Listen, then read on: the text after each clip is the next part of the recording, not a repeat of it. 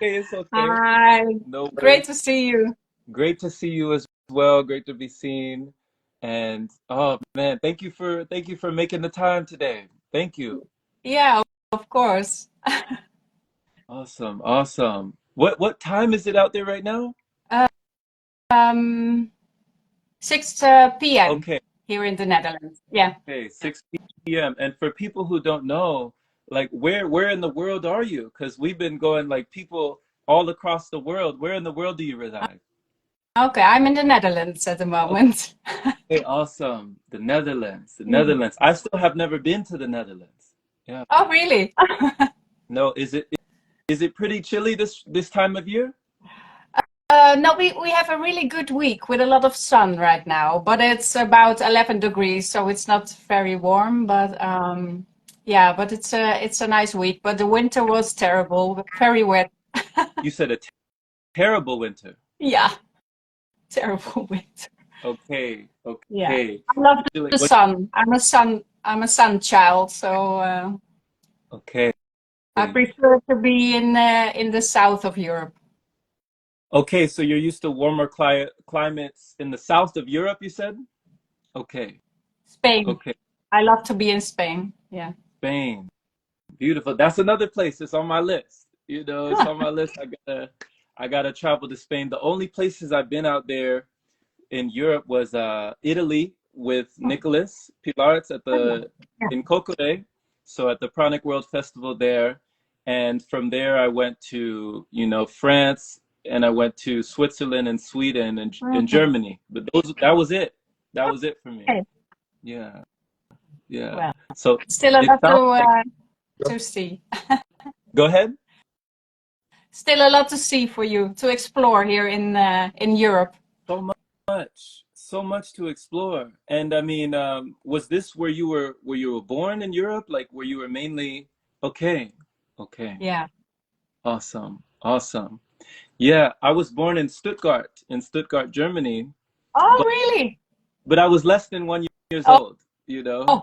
Yeah, like when we left, I Yeah. was already when we went to the US, I was less than 1 years old, so I don't remember, too much of my time, and I didn't have a chance to really pick up the language, you know? No, no, I understand. Yeah, Yeah. yeah. So it sounds like you travel a lot. I mean, am I right? Yeah, I have traveled all over the world, I think, but the last few years, yeah, with the COVID stuff, and um, I'm here in Europe. And for my Pranic retreats, I give them in Europe, in Holland and in Belgium and in Spain and Switzerland. Wow, wow. Yeah. So Pranic retreats in Holland, Belgium, Spain, and Switzerland. Yes. Whoa. And I remember you saying that there was like over 150 participants, at a time, like or Each during year. each year.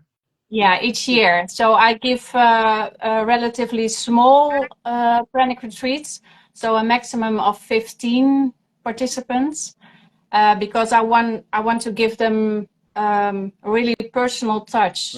And of course, it's not only that week, but also the program after is very important. That they can also always call me or send me an email or WhatsApp.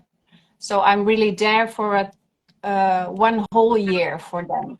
Okay, okay. Yeah. And how long have you been doing these retreats? Like how long have they been going? When did you start? I have been living on Prana for 6 years now, Hmm. so not very long.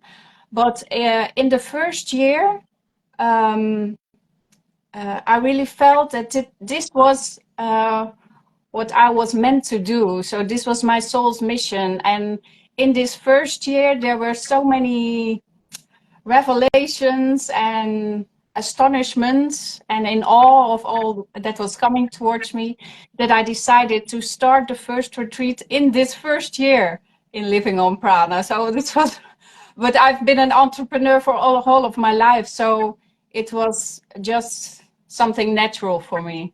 And I thought, Okay. oh, okay, what is happening to me? And this is so special, and I want everybody to know about this. Yeah. Yes. Yeah. Yes. Yeah. I can definitely resonate. I Yeah. definitely resonate with the feeling of wanting it to spread it to more people, to Yeah. allow more people to realize what's possible. Yeah. Yeah. That's it. Yeah.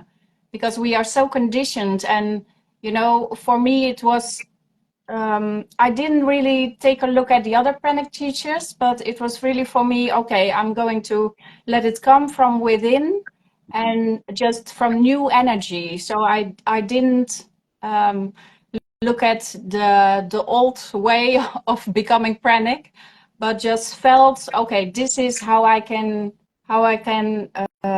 teach it here in Europe. So that Mhm. was for me the best way. Yeah. Yeah. Okay. And can you let me know, is it Amudra? How do you pronounce your name correctly? Amudra. Amudra. Yeah. Amudra. And where is that from, Amudra? I use the name of an energy that is with me always. Mhm. She is called Amudra. And I didn't know what it meant. I give a lot of Kundalini yoga, so I thought it had to do with hand mudras, but it didn't. So I looked it up, and it's, yeah, in Sanskrit from India, it's like there is only one. Only one. That's the meaning. Yeah, there's only one. There is only one. Yeah, Wow. Amudra. That's powerful. That's yeah, powerful. yeah, Powerful name. There is only one. Yeah, one of my friends always says, constantly, he's always telling me and reminding me, like, there's only one of us here. There's only one. There's yeah, only, yeah. yeah. Wow. And we all do it in our own way, in our own manner. And I think that's the most beautiful thing in giving my pranic retreats and just seeing them change during the years, because the energy changes, so all the exercises change and the words change that come through me, and I think it's really beautiful. So every pranic teacher has his own way of bringing it to the participants, and yeah, that's a good thing. Absolutely. I Yeah, agree. Everyone definitely has their own style. They have their own voice. They have their own understandings. Like, when I first heard about it, I first heard about Jazz Muheen, and I yeah, first about, Elitam Elamine and Ray Mayor, and each one of them is completely different, you know, yeah, completely different from the other. So it's just so fascinating to see people from all walks of life. And when you say, Amudra, this is an energy as well, that this is an energy that is around you, or a spirit, how did you call it? yeah, yeah. Spirit, energy, guide. I don't know how to call it, but yeah, I see her as an energy, so it's an energy for me. Yeah. Yeah. And Yeah, and when you she came to me. Mhm. She came to me when I was doing Kundalini yoga. In the beginning, I started with Kundalini yoga, and then this energy came, and she stayed around me. So, and she told me to take her name. Mm. So that's how it how it how it came to So me. Yeah. you were doing Kundalini yoga and she came to you spontaneously, like she just appeared? Yeah. Yeah. Yeah. Wow. Yeah. Wow. What was that like in the moment? If you recall, like, did you, some people might freak out if they saw a spirit just appear to them. Like, how were you in that moment towards her? Well, I'm a little bit used to it, so I have more of those energies around me. Okay. So yeah, I do not really see them, but I know they are there and I can feel them. So I have a really, yeah, I can feel that they are there. Yeah, and then when I close my eyes, I can see what they look like to me. Yeah, Mm, yeah, okay. So your sensitivity is more by feeling, like you can feel them yeah, around.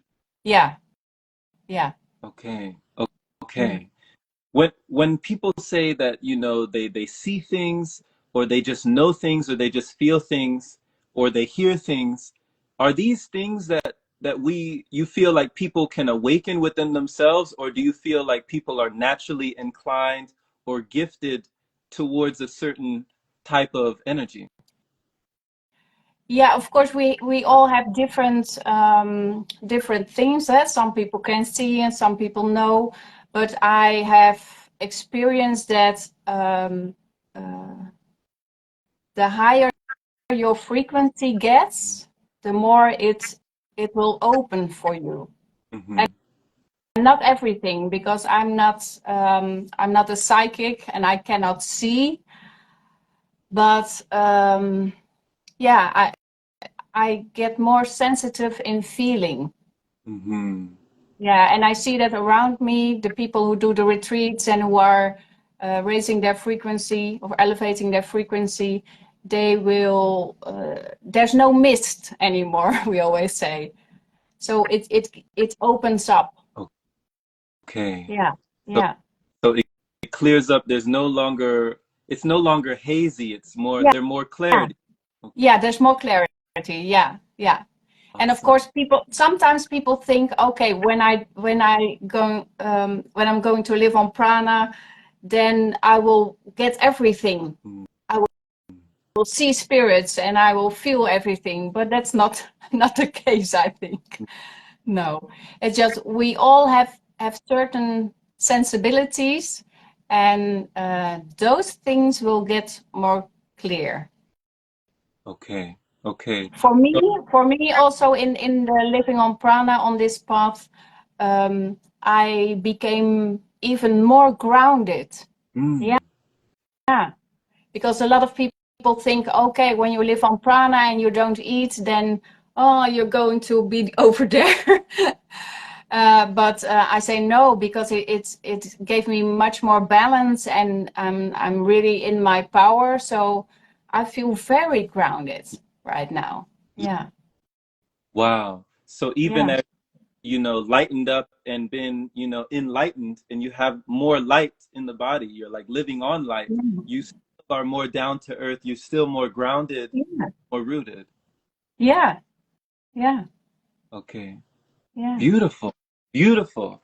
I love this because, even when you're speaking right now, Mila down below, she says that you are helping them, the ones that don't have a body, that you are the vessel they can flow through.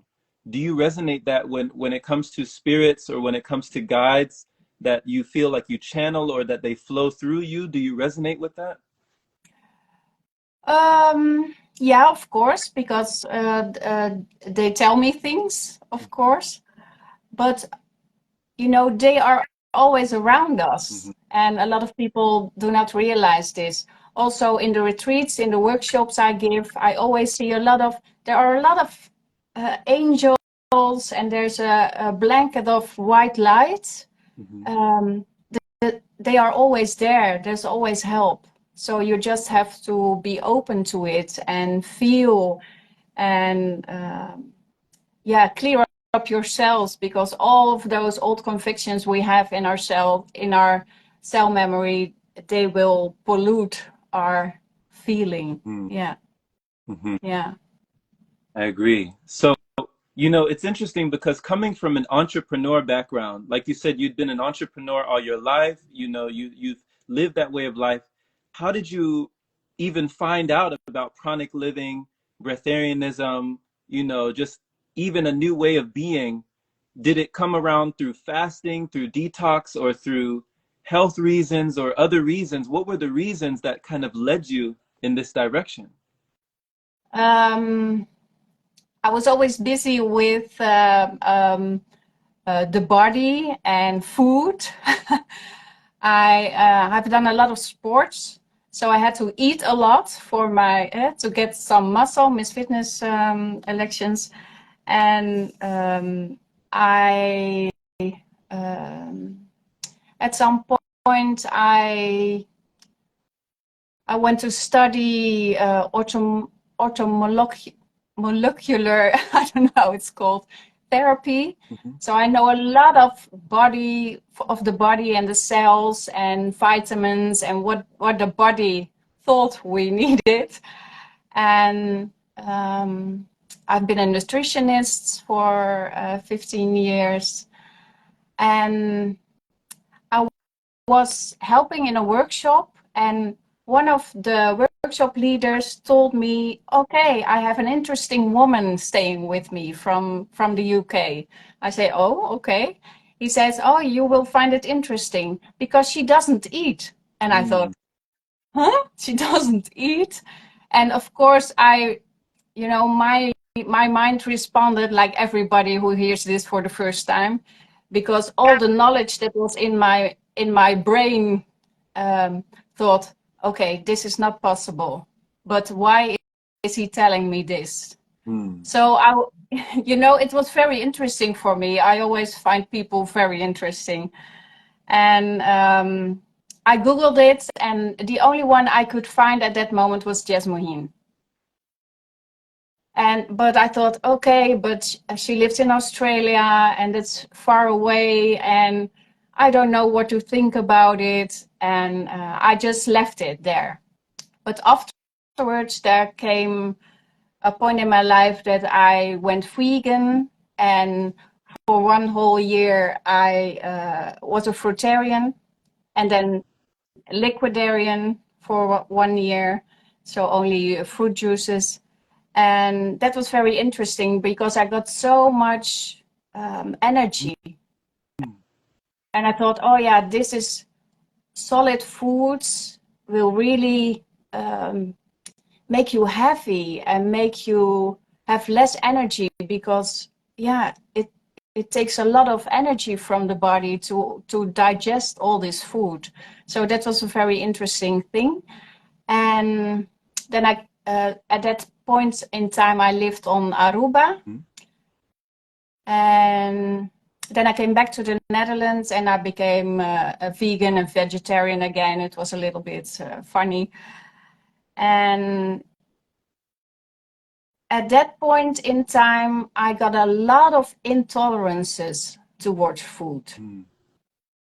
So my body didn't respond very good to food, and it was a difficult time, I thought, for me, because I thought, okay, what do I have to eat? Because I want to eat healthy.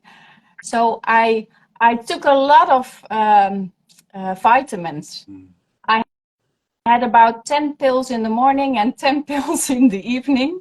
Yeah, because I thought, okay, but when I cannot eat certain products, I have to get these vitamins in. So that was still in my head. And at that time, Breatharianism came to me again. That's such a point in time that you see it. Okay, somebody is telling you something, and you see something on the internet. And I think when I saw Rema Or, and I listened to him and I chatted with him, and I thought, okay, this is it. Now I know what it is. And that is not about never eating again, but having the knowing that the body doesn't need it. So you can go without calories how long you want, but you can eat if you want to. And I think that was the thing that Rema Or told me. I thought, okay, I feel this resonates with me. And then I felt, okay, this is something that my whole life is like all the puzzle pieces fell together. I don't know how you say it in English. Yeah, they came together. Connected. It all connected. So everything I learned and everything I did in all of these years, I thought, okay, I have done all those things to get here, to take this step. And I felt, okay, I feel this is what I'm supposed to do here. So this is my soul mission in this life. Wow. And it was, I thought, because every time I did I have done a lot of things. And every time I had a new thing as an entrepreneur, I thought, or new company, I thought, okay, is this the thing that I am here for? And do I still want to do this until I am 60 or something? And I thought, no, I don't have this feeling. But with this living on prana, I thought, oh, this is it. This is why I have done all those things. And I can use all of that knowledge that I have to, to bring it as a package for the people who want to explore this. And this was at the point I didn't even do it myself. So I thought, okay, now I have to do it. And there was never a good time because I had birthdays and I had dinners and I had parties. And I thought, oh my God, how do I have to do it? When do I start this? When do I start this? And I think a lot of people have this. And I think after several months, I really couldn't eat anything anymore, not even vegetables. That was really a no-go. So my body or my subconscious just pushed me towards that point. It was time. So, okay, let's start. Yeah. Okay. Yeah. Thank you for the testimony. Thank you for expressing and speaking this, Amudra, because when you said that, just that one meeting with Ray Maor, when you said that he said something to you that just clicked. Yeah. Was it a feeling like, did you feel like he gave you permission to do something? Like, what did you feel really aligned or really resonated with what he told you? I think it was the thing that with Jasmine, I had maybe it was just in my mind. I don't know. I don't follow her, so I don't know how she brings it right now. But my idea of Breatharianism was never eating again. And that was a bit difficult for me because I thought, okay, but never eating again. Do I want that? Mm.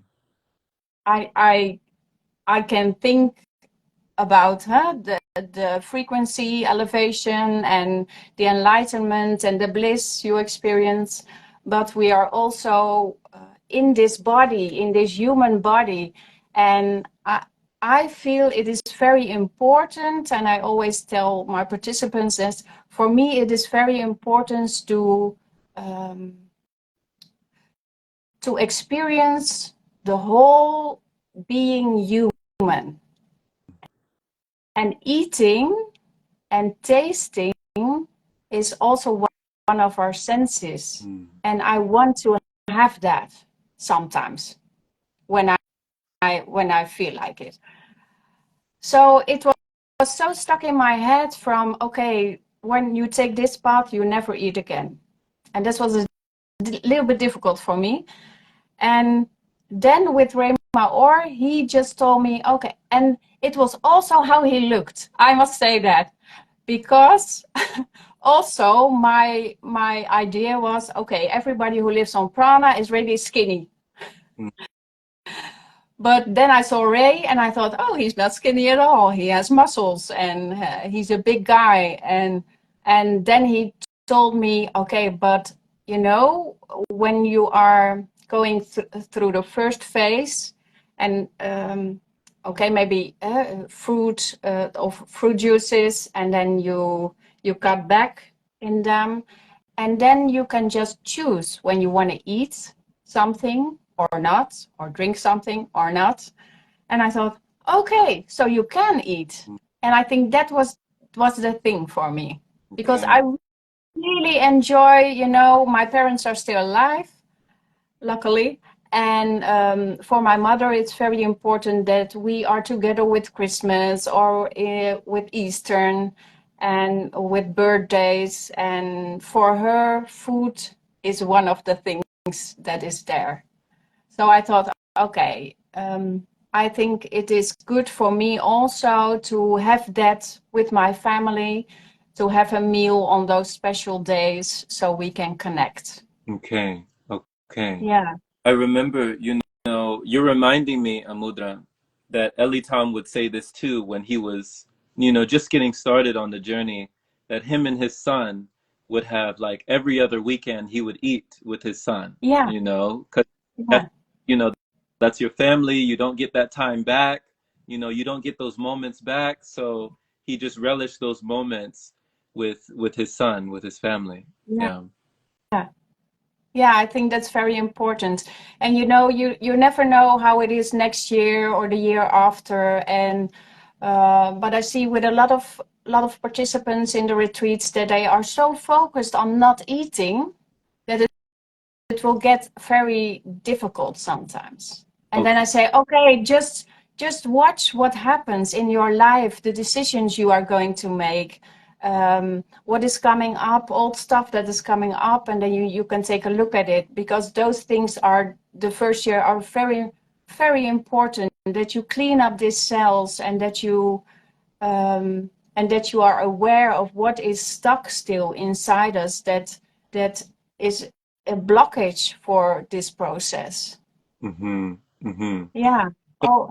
All those all things we take from also the society, but also everything we have learned that is still in your cell memory. And all those things we will have to pull out of your cells, because only when your cells are very clean and pure, you will go to um, living on prana. Yeah. Mm-hmm. So that's really important that you relay that information to your participants and to the people that come to your retreats. So when they're focused on not trying to eat, like they're trying to avoid, or they're trying to repel, or they're trying to be against food, you're saying that that creates a big resistance? Yeah, that's a big resistance. Yeah, because the sometimes eating is necessary to come to a realization of what is still stuck inside of you, because it is very interesting always in those months they will have some cravings to certain food products, and then I always say, okay, then stop. And why are you craving this product, this food? Mm. Because then they will realize that in everything they crave there is a memory and there is an emotion attached to that. And it can be good and it can be stress, it can be anything, but I will teach them to see this every time, to see this. And then you can decide, do you want to eat it? And this can be a memory from when you were a teenager or something, and they really crave it. Maybe they thought about it all week, and it became very big then. And I say, okay, then eat it in the weekends, and they eat it, and I think, oh, it's not nice at all, because it's not like 20 or 30 years ago when you really liked this product. But then you can recognize that every food product has a memory and an emotion attached to it. And Okay. this is where they have to come. And then they can eliminate all kinds of food. Yeah, Okay. So yeah, that sounds a lot better, even logical. So when you're saying the memory and the emotion that's stored in the cells, like the cell has memory, the body holds memory, and we have yeah. emotions, like the energy in motion or in stagnation that's not moving. When it comes to that, it sounds like from what you're saying that we're eating our emotions. Like Yeah, yeah, yeah. is that called emotional eating? No, no, not really, because you have certain things you eat with Christmas and with Easter, and that's also an emotion. And mostly in those times, it can be a really good emotion, with the family and warmth and love, and so there's a good emotion attached to some products. But there are also products that are attached to stress periods in your life. Hmm. Yeah, so yeah, it's really different for everybody, but I want them to see, okay, why do I want this product right now? Hmm. So they get very aware of everything the mind does, and um, I really want them to learn, okay, when does my body ask for something? And when is it my mind that wants to eat? Okay. Okay. Yeah. So learning the difference, between the body and the mind cravings, Yeah. is it not that we are detaching from our emotions to live on prana, but you're saying dealing with the emotions, like acknowledging the emotions, processing the emotions. Like I know that you're also you deal with trauma, and you do trauma therapy, right? Like a Yeah. trauma therapist. Yeah. So Yeah. do the two go hand in hand? Yeah. Yeah. It's a really big part of my retreats also, I think. Yeah. Yeah. I'm Okay, really interested in all traumas. all traumas. So when it Yeah, comes, because mostly childhood traumas are very limiting. They just get you stuck in a kind of tunnel, and in a loop. You get into a loop every time. So some especially childhood traumas, you have to really look at them, because otherwise you will never get there. Yeah. and this is linked to the way that we consume or the way that we eat. Not always. No, not always. But every trauma that is still stuck in your system will be a blockage in your frequency elevation. Okay. Yeah. So you have to be really clean.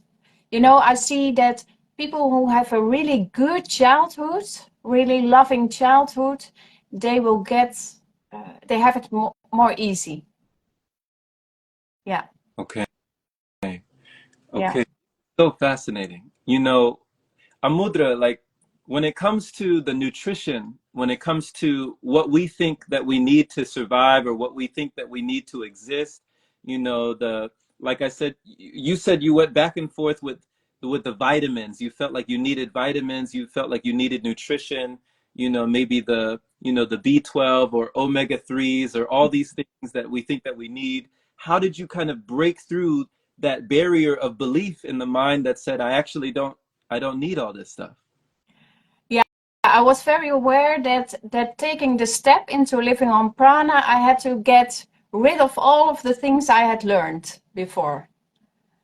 So this was a big step for me, but I had so much trust, and I really could surrender in this process. And I thought, okay, when I take this step, I just don't need anything anymore. Because when I still going to take vitamins, I do not believe that it's possible.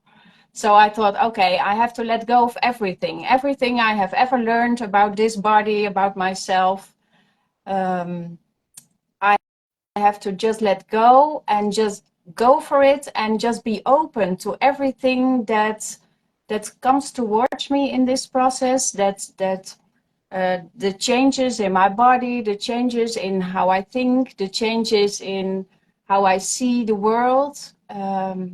So it was really, surrendering to this process, because I knew I could do it. Mhm. And I knew this was what was meant to be for me. So, yeah, there was no doubt. Okay. But for some people, it's very difficult, because sometimes I see them doubt. In the months after the retreat, they come into, a lot of things change in your body. And some of the people, they get hair loss in this process. And I can always explain it through the biological laws of nature. But this knowing what we have learned, when it's not good with your nails or your hair, okay, we need B vitamins. And their mind just goes towards that piece. Okay, we need vitamins. We have a shortage in vitamins. I say, no, you don't have a shortage in vitamins. Just trust the process and see what is happening. But, for me, this process was also about, just embracing and seeing and loving every part of my body, how it will look in this whole year. For me, this first year was very important because with my background in sports and fashion and everything I have done, my body had to look a certain way always. Okay. And in this process, I dropped 10 kilos. And that was a very big thing for me. Because for me, I was too skinny. And I thought, okay, this is really terrible. My body looks terrible, I thought. And at a certain point, I thought, okay, but this is my lesson. This is my lesson. I saw it. I thought, okay, I have to just embrace this skinny body and just love it. It doesn't matter how it looks, because I'm in this process, and when this body is so skinny for a whole year, it's okay, because I'm in this process, and it will show me the things I do not love about myself. Wow. At this point. So this is what I see with the participants when they are afraid to lose a lot of kilos. So to drop in weight, you don't use kilos, I think. Well, but yeah. Here, Losing yeah, kilos. yeah. When you are afraid to lose a lot of kilos in this process, you will, because that is your fear.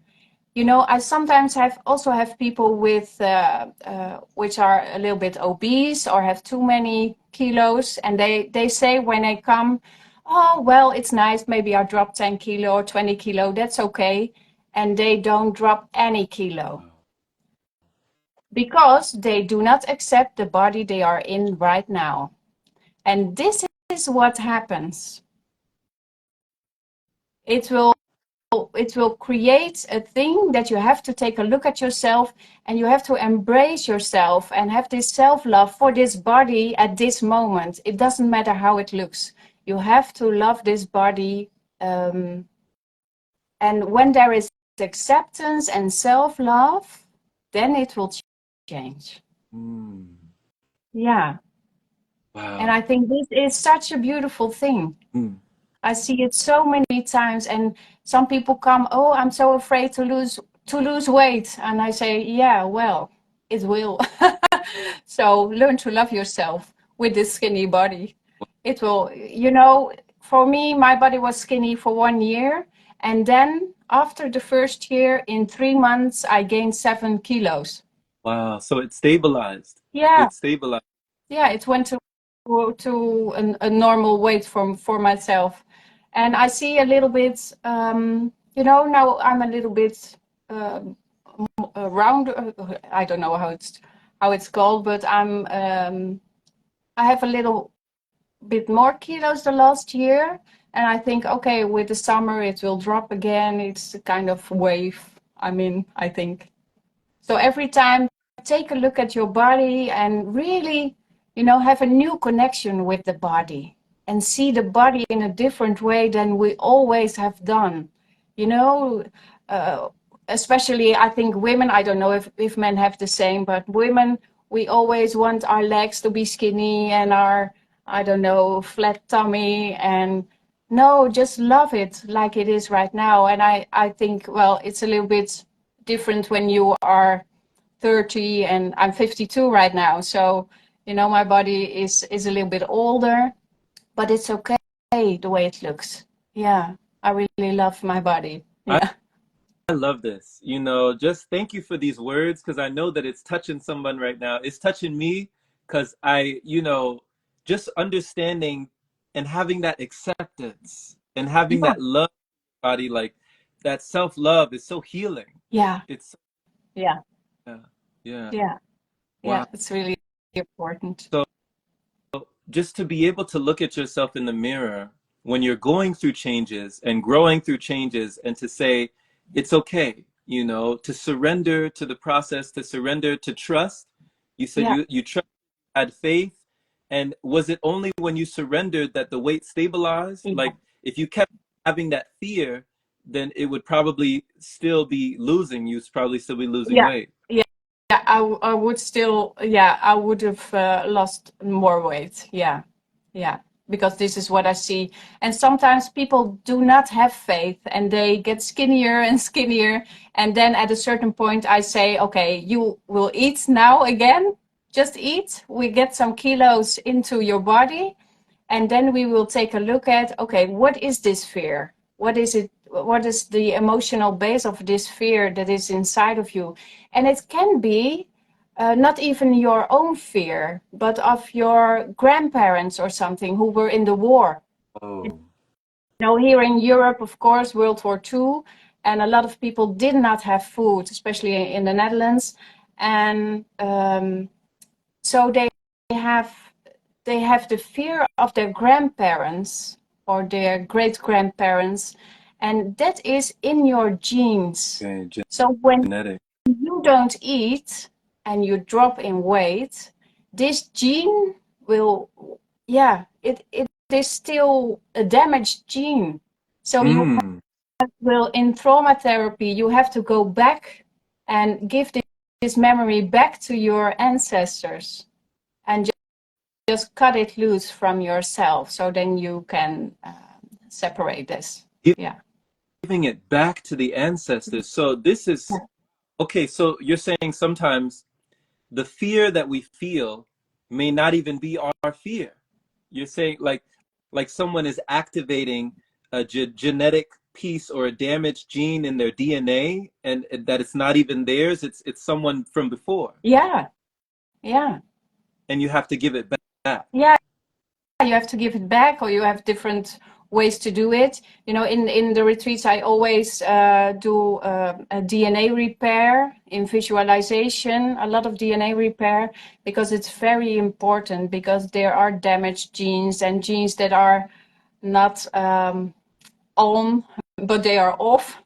And you can change that. You know, with visualization, we can do anything. So it's really important, people, that you do visualizations because it's even scientifically based Mm-hmm. that it will change something inside of you. So this is very important. And also, um, for me, okay, the cleaning of the cells and the spaces between the cells are very important in my retreats, but also putting back words into your body with high frequency words. So trust and self-love, and I just let them breathe it in this body. So we will fill you up with those beautiful words. And people, I think people often forget the power of those words and the frequency of those words. Because when you drink something, even if it's tea or water or something else, just speak to your glass with water. Just say love and gratitude, or any other word you find very beautiful. Yeah, because instantly we know water has memory, and instantly when you say something to the water, it will change. Right, right. Yeah, And yeah, and you're reminding me, Amudra, they always say that we're made up of, such a percentage of water, like the body has so much water. So when you have those words of affirmation to yourself, it's like you're talking to your own water. yeah, yeah, of course. Yeah, yeah. That's why it's always so important to say to people that you love them, or you like them, or you are fascinated by them, or yeah, you trust them. Okay. So we have to say those words towards each other much more, I Yeah, think. Yeah, yes, I agree. Beautiful, like a mantra, words of affirmation, and yeah, letting the body let it soak it in, and then speaking to the liquids, and then absorbing it that way. yeah, And you spoke about visualization and the power of visualization that we take for granted, or maybe even underestimate the power. yeah. What was something you've witnessed? What was one of the things that you witnessed that showed you the power of visualization? Um, well, I think you can do anything with visualization. And also with visualization, I always say not everybody can see in visualization. You know, when I do an exercise, I always say, oh, you can see this or that, but some people visualize not by seeing, of course, but for them it's a knowing in their mind or an experience in their body. So it's different for everybody. But I think with visualization, you can, yeah, when you realize everything is possible, then there are no limits anymore. And yeah, I think more people, you know, and again, when you doubt visualization, there's still some work to do, because then there's still an old conviction stuck inside of your cells that you have to remove. You know, with the breathing exercises and visualization, I have a pranic cell cleanse of pranic cell purification, I call it now. And we just visualize to be inside of your cell. So you have one body cell, you get it out of your body and you make it big, you fill it with prana and you step inside of this cell, and then you can see what is still stuck in your cells. So old beliefs, old convictions, old ideas, everything you took from your parents is still in this cell. And then you can clean this cell. So you will get these old convictions, you can pull them off of the wall of the cell, and then you push them out of the cell. And this is what really works, because some people just get all the fears and they push them out and the fear is gone. And a really old belief they have that they are not worthy, or that they it will never work for them, they could just clear it out of the cells. And then this beautiful clean cell, they will feel the frequency in it that is very high when it's really clean, and they put it back into their body. And then, you know, the light of this clean cell will reach the cells around it, and they will just get clean also, just like little lights are appearing in their body. So like a Christmas tree that is lit. Yeah, it's a really, really beautiful process. Wow, it sounds like it, you know, Yeah, really yeah. lighting up the whole tree, you know? Yeah, they can really feel it. So that's important, that you know that you can go into your body, or you can get a cell out of your body, and you can take a look into your cell, what is stuck in your cell. And also pollution, of course, and a residue of medicine or drugs or anything. Right, You can get it out. right. I love this Yeah, cell cleansing. I love this cell purification, cell purity, the process of, you know, releasing these things from ourselves. yeah, It's I love that how, the way that you describe it and the way that you illustrate it.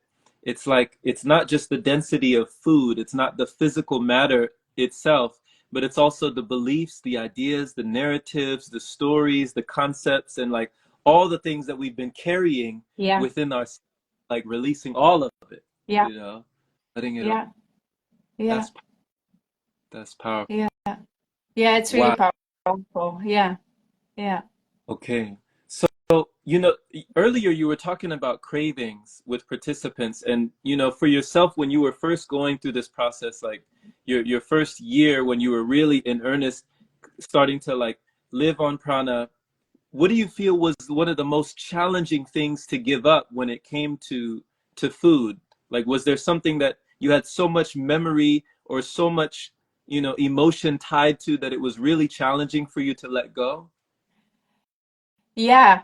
There was a thing, and it's still a thing, I think. Well, you don't have it in the States, but here in Holland we have Sinterklaas. It's December 5th, so it looks like Santa Claus, but it's another guy, I'd say. So it's called Sinterklaas. And in this time, we have a kind of sweet, it's like a cookie, but it's soft. It's something you don't know, but it's so nice. And they get into the bakeries in about September, the first come. And then I always have to buy that. Always? Always. Every year I buy a little package and I just eat them all. Just in one hour, I just eat them all because this is such a nice memory. Because at December 5th, it was always so beautiful when I was little, and the whole family was there, and there were presents, and just like Santa Claus, but something different.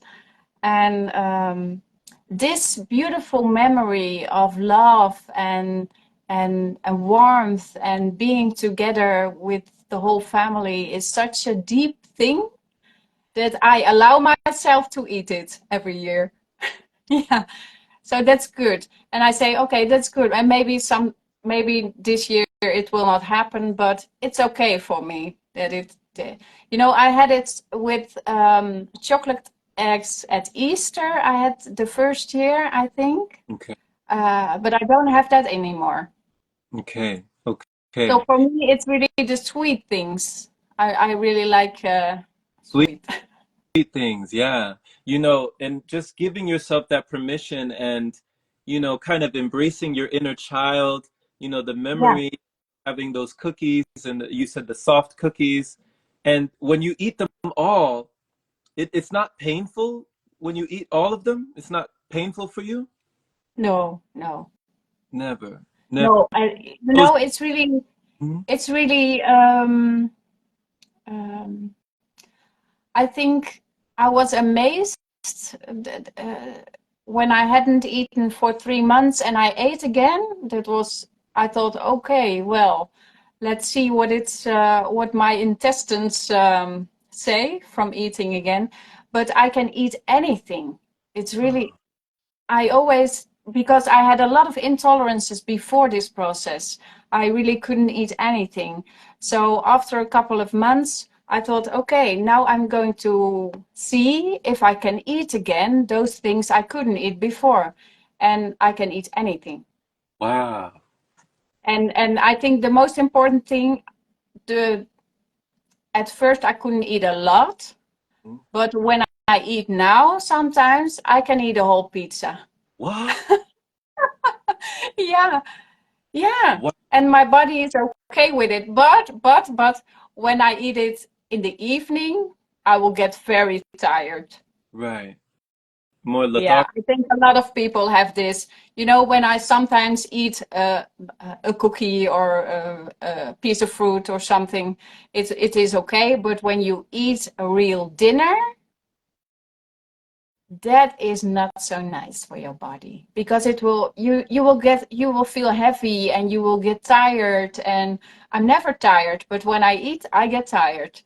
And I thought, okay, but this is how I felt before this pranic process. I always felt this way in the evening, I think. But Okay. I forgot. Yeah. And I have to sleep a lot afterwards. So more lethargic, the energy Yeah. comes away, you're Yeah. more tired. Yeah. And you're saying you're not usually tired. You usually have a lot of energy, because Yeah. even just talking, you have a lot of energy, just Yeah, I never have a dip in my energy. I think I sleep about 5 hours normally, and I'm never tired. Never. wow. Wow. No. No. It's fascinating to me when you say this, because earlier you were talking about that there was a point where it was like painful for your body to process certain foods, and you said that it was almost like your subconscious was pushing you into pranic living, like pushing you Yeah. in a more pranic way. But you're saying this is before you started eating everything, you couldn't eat anything. Yeah. you went through something. So what did you mean when you said like your subconscious was pushing you? What did that feel like? Because I didn't take the next step. So into prana, I didn't take that step because I was looking at the calendar and I thought, okay, but this is not the right time and this is not the right time. So when am I going to take this big step in changing everything I know and changing my whole life? So that was really a kind of point I just how do you say it? I just put it into the future every time. And then I think my subconscious thought, okay, no, but now is the time. So you cannot eat anything anymore. Oh. So then there's not a choice anymore. There was no option. At that point, you had no choice. No choice.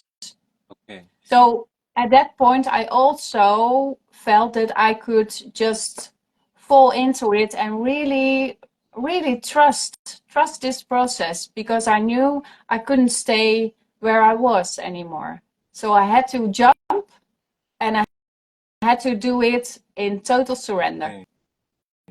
Okay. Yeah. Yeah. You know, there's a saying, it's like they say leap and the net will appear, you know? Yeah. Yeah.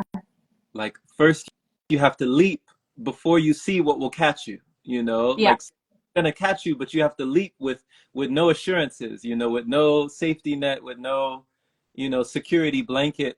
Yeah. You just have faith, and that seems like what you did. Yeah. So Yeah. It is how it works, I think. And when you are, when you do this, so you take this leap in everything you do in your life, especially when you live on prana, you get into a flow of life. And I always say I let life just guide me, and I see what comes, and I think, okay, oh, this feels good, so I'm going to the right, or then I'm going to the left. So I do not plan, but I just go with life. And I think this is the most beautiful thing, that when you just get rid of all securities and all the attachments we have, then you really can live in freedom. wow, wow, wow. Yeah. It's so going with life and flowing with life. You know, Yeah. when you speak of freedom, does it feel like freedom now that you have the choice? Because now you say, you know, I can eat anything, even though I don't have to, I can if I want to. Does that Yeah. feel more like you now? Yeah, I think that's really enjoying food freedom, because this is, this being human with all of my senses is really important for me. And I know there are, of course, breatharians and people who live on prana who do not eat at all, and that's their choice. But I always say, okay, but why do you want to do this? This is always the question for people who went through my retreats also. They are so determined to not eat anymore. And then I say, okay, always ask yourself why. Because be soft towards yourself and be gentle with this body and your mind. And you do not have to you do not have to prove anything to anybody, because you know who you are, and you are very powerful and in your strength when you live on prana. You are self-assured. But I think this, I always have to say to people, okay, this is not about being better or higher in level or anything. No, this process in living on prana is a process of humility for me, and being in awe with life, being even more, I don't know, I just love life and every little thing that happens around me, and I can just watch everything that's going on in the world but not be a part of it. It's like I'm looking at it but I'm not a part of it. So with no judgment. Okay. Yeah, I think that is the most important thing for me, that brought living on prana, that I do not judge. Mm-hmm. And I just see that everybody has a different path in this life, and every path is okay. Absolutely. Yeah. Absolutely. And we living on prana, we are not better than anyone else, or yeah, it's Right. just another path we took. I agree. I Yeah. agree. Oh, definitely. You know, just before we go, like this has been so powerful. Like there's been so many messages that I've just been soaking in, you know, and I know that other people have been as well.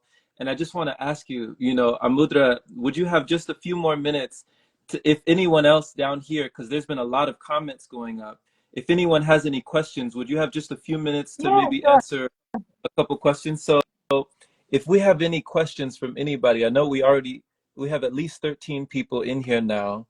If you've heard Amudra and you feel compelled to ask something from what you've heard from her, definitely just comment down below and we'll answer a question or two before we go. But this has been amazing. This has been awesome. Like there's so many things that I feel that we can touch on, but I mean, just in the time that we've had allotted right here, it's just so much, you know, but it's the feeling of freedom, the feeling of non-judgment, the feeling of faith, Yeah, the feeling of self-love, you know, the feeling of giving yourself permission to let that inner child, you know, have that inner joy, that inner peace, that fulfillment that the child wants. And just I'm so glad that you gave yourself that, and you're teaching others to do the same. You know, you're teaching others to do that for themselves. So this is beautiful.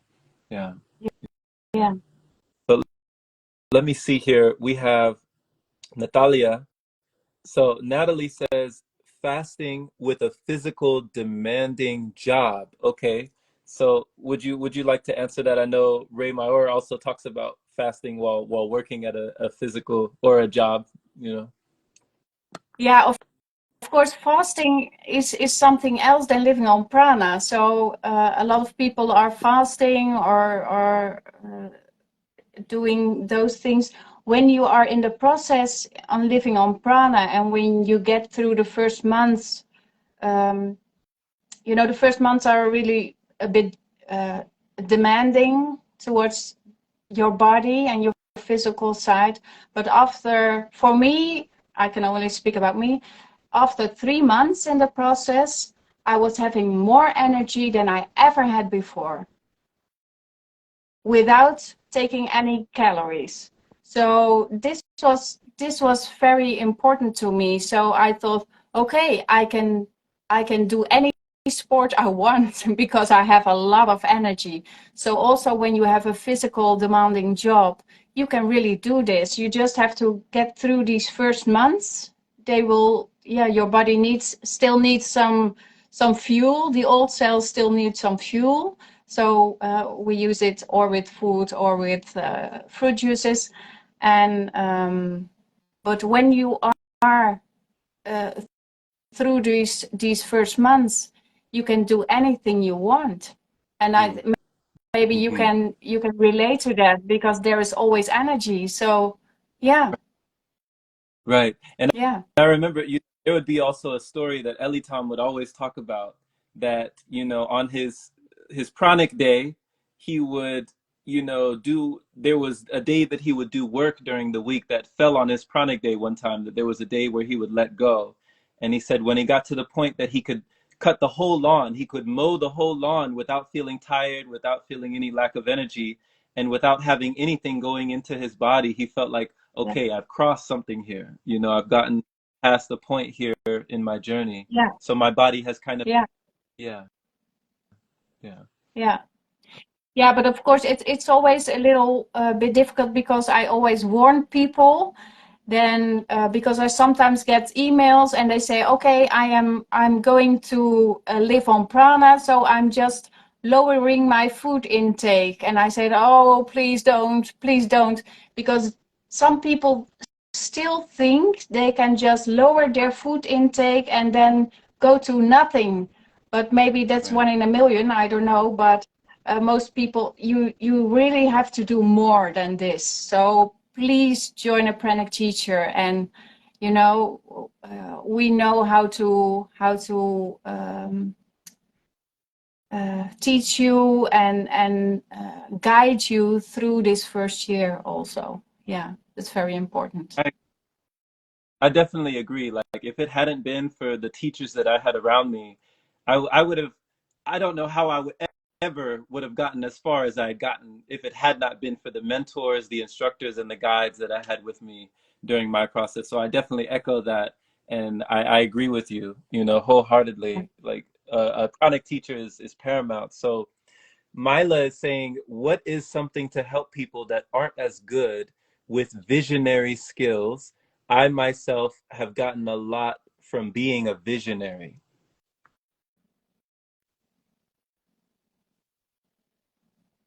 I don't understand her question, I think. Yeah.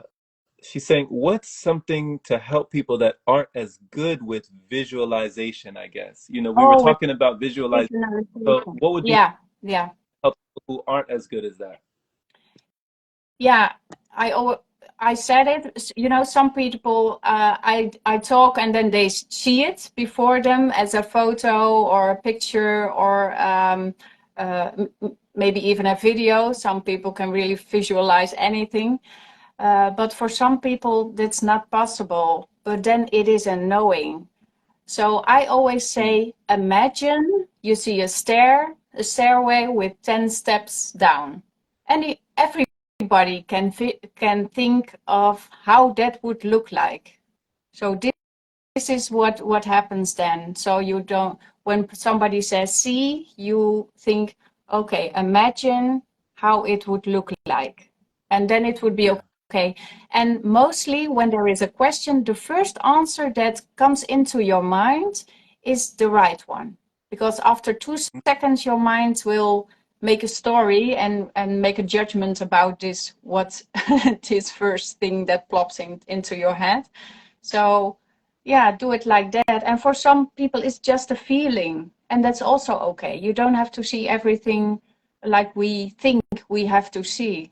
No, just be gentle with your body.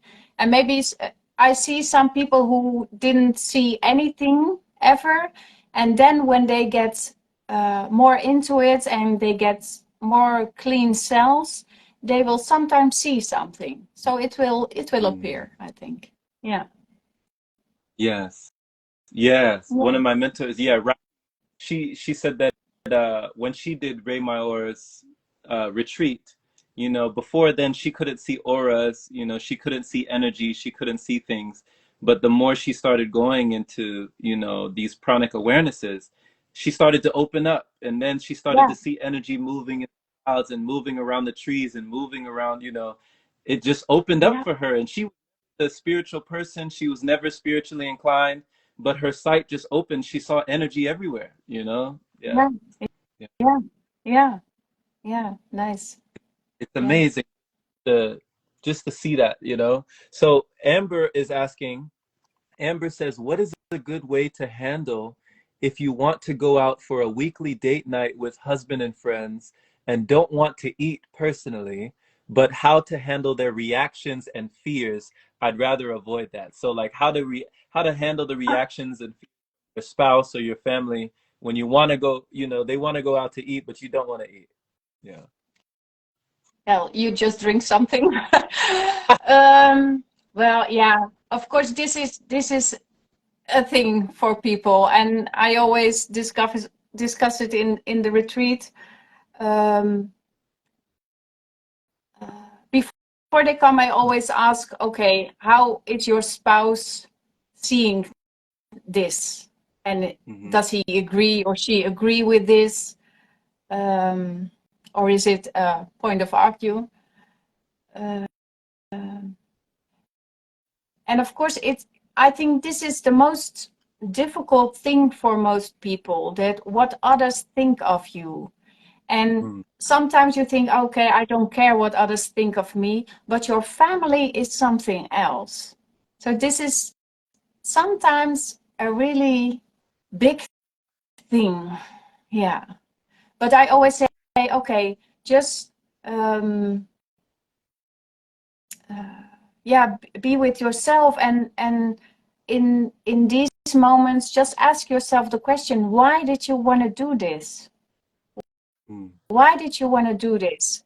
And stay with this answer for yourself. Why do you want to go on this path, knowing that a lot of people around you will think you are crazy or are not healthy, or they have so many fears they project on you. So you have to make sure that you are strong into your own energy, that you are self-confident, that you just say, okay, well, this is who I am, and this is my choice, how I want to live my life.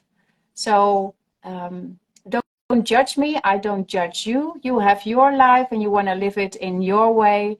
And to reassure them, you can say, I will take good care of my body because it's really important for me. So yeah, I think that's, and sometimes in the beginning, when they are in the beginning of this process, I say, before they can say something to you, you say, okay, I'm in this process, and I'm doing liquids, and I'm resetting my body. I want to make sure that my body gets really healthy.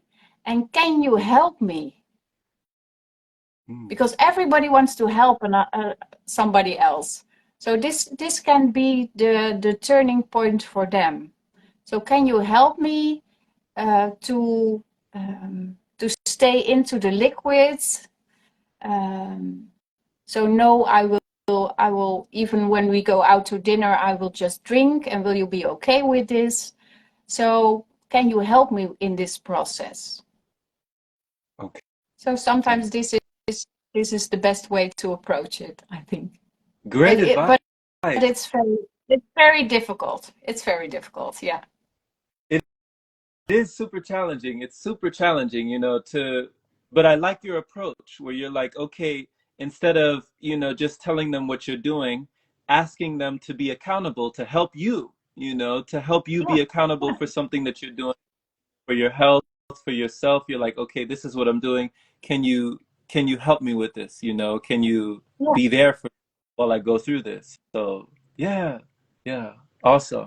So like recruiting them as your accountability partners. I like how you said just drink something, when you're at the dinner table, just drinking. Nabiha, she echoes you, Amudra. She said, yeah, pretend like you're eating with them, order something and entertain it without eating it. I think I've heard Christiana El Trayan say something similar, where she can play with her food and stir it around, and nobody knows. Yeah. Yeah. So no one even notices. Yeah. So people are just paying attention to their own plate. As long as they see something in front of you. Usually it's just as long as there's not like an empty space on the table and you actually have something in front of you, then no one's really paying attention. Yeah. Okay.